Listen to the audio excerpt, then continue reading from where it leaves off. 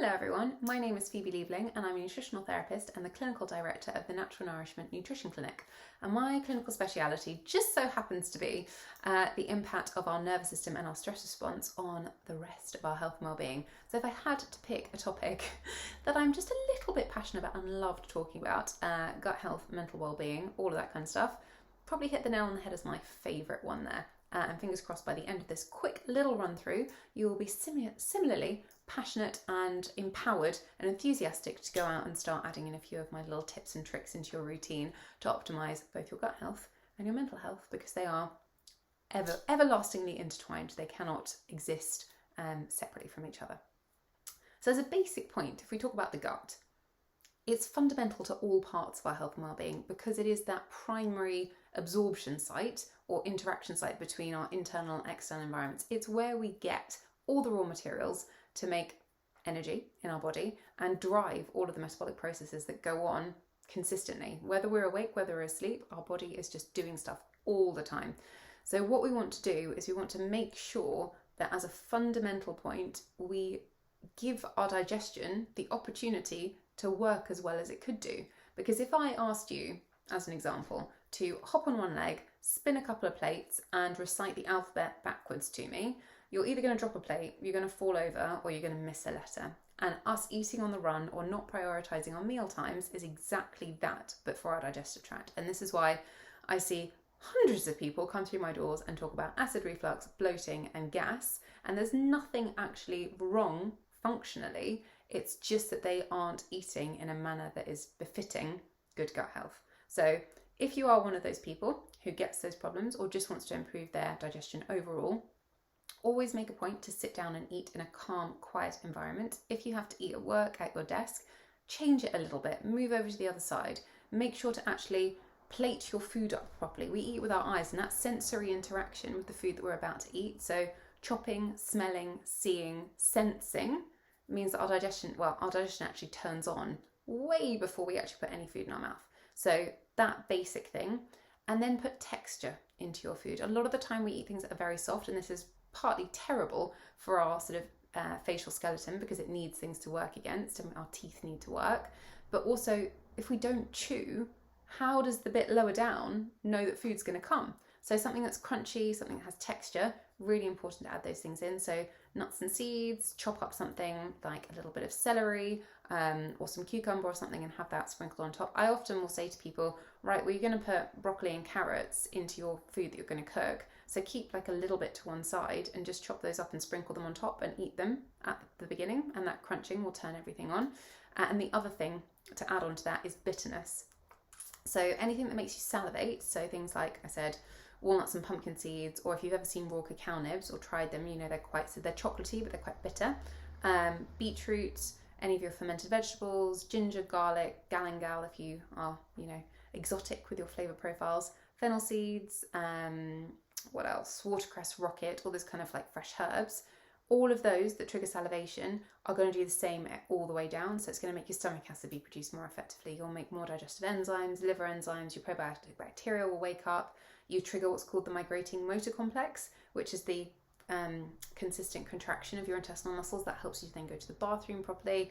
All of those kind of things are really important. And if you do feel like you are more of a stressed person or you are more anxious, that would also say that your body is living in what we call the sympathetic nervous system dominance, and that's your fight or flight response. And that's quite normal these days because we are bombarded with stimulation all the time, but that sort of continuation of living in hypersensitivity is really bad for the body. And this is why we get things like mood swings, sweet cravings, don't sleep well, and get those digestive upset issues.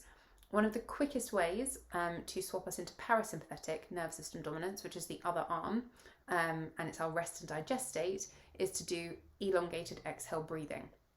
So you breathe in for 2 seconds, hold for 4, and breathe out for 7. And if you repeat that 8 to 10 times before you start eating, you'll feel your pulse rate drop, you will calm down, and that will allow your body to then harness nutrition more effectively. You don't get digestive upset, and as a result, you feel much better, which is great.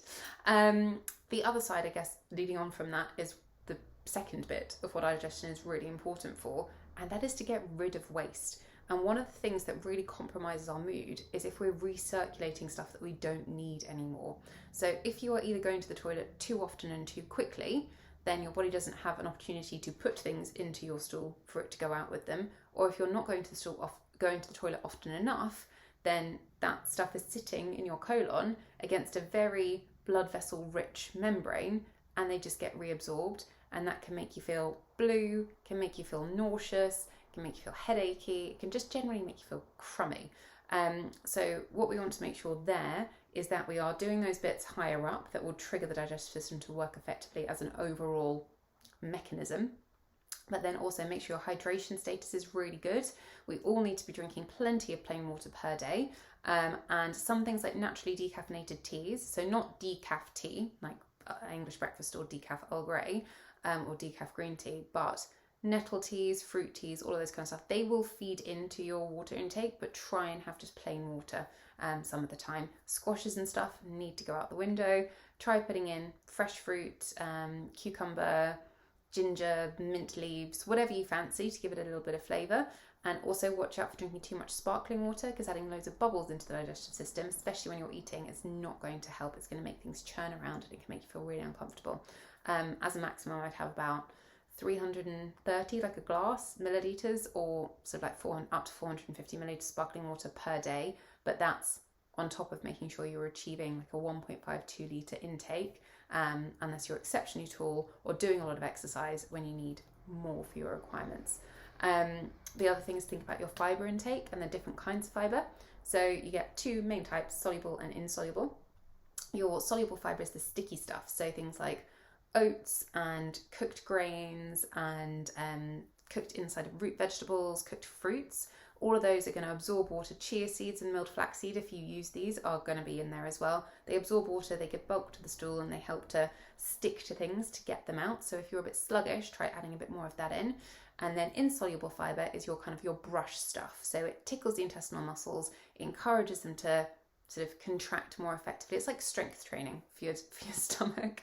And it's really important to make sure that you're getting both of those in. But like I say, too sluggish, try and go for more soluble. And if you're going to the bathroom too quickly, try having a little bit more of the soluble, but have stuff like unsoaked flaxseed, and that can just help to and slow things down.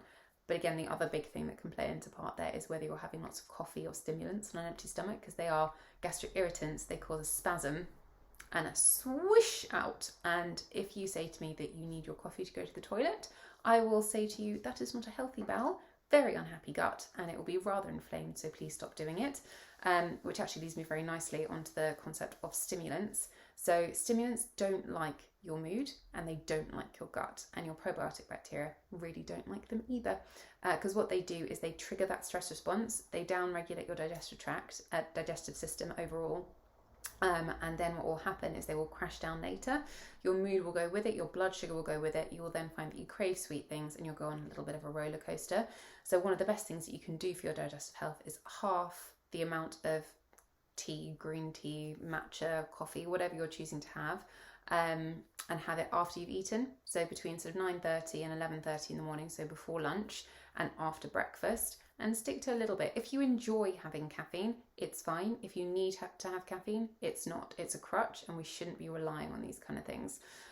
Sugar plays exactly the same role. If you're craving sweet things, then your blood sugar is imbalanced, and it follows the same pattern as causing stress within the body, making your mood go up and down, and you just feel crappy, and you probably then don't sleep very well. And if you're tired, you then make worse food choices, your energy goes up and down again, and everything goes wrong.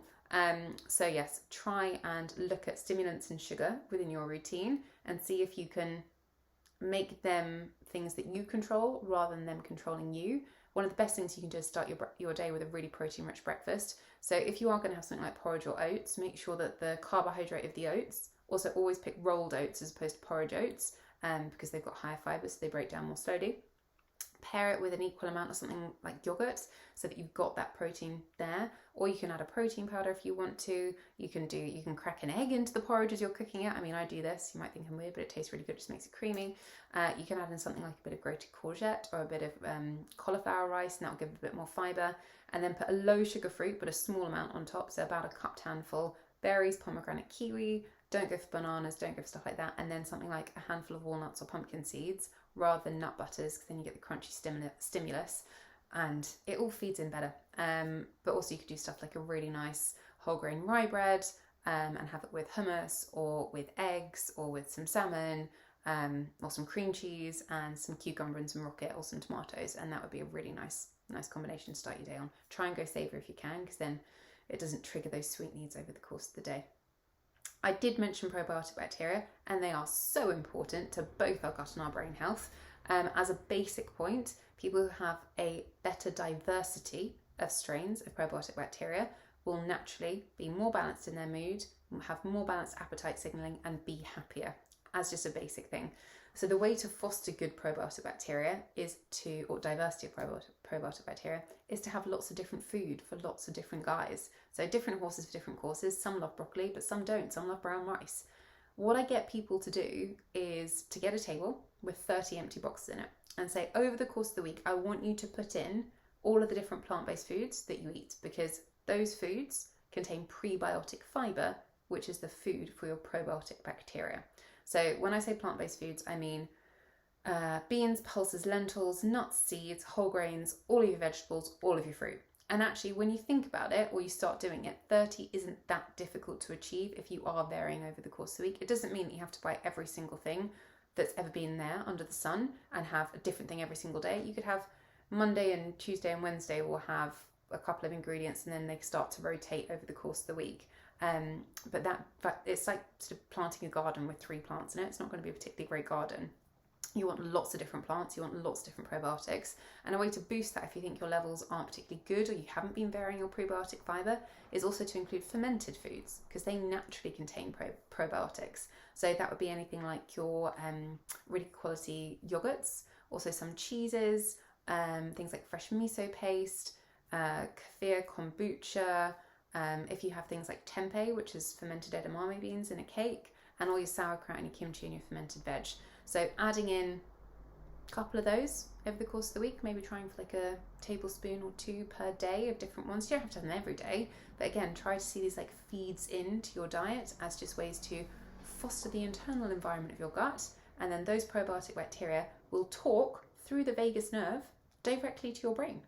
It's really cool. And when we look at things like neurodegeneration or longevity of our nervous systems, again, they're going to be impacted by the health and well-being of the gut, and particularly those probiotic bacteria. So if there's anything that you take away from this, it's go and buy some fermented foods and do some breathing and look after those probiotics, because they're going to be the things that then work for you. They are far more intelligent than us, and there are billions more of them in us than obviously us as a singular human being.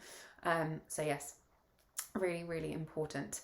I think at that point I shall curtail my tale. If you want to find out anything more about me or what I do, my website is www.naturalnourishment.me, and I'm on Instagram as @_naturalnourishment. I hope you have a fantastic rest of your day and you found this interesting, and you're all going to go off and explore ways to improve your gut health so that it can then improve your mental well-being. Have a fabulous one.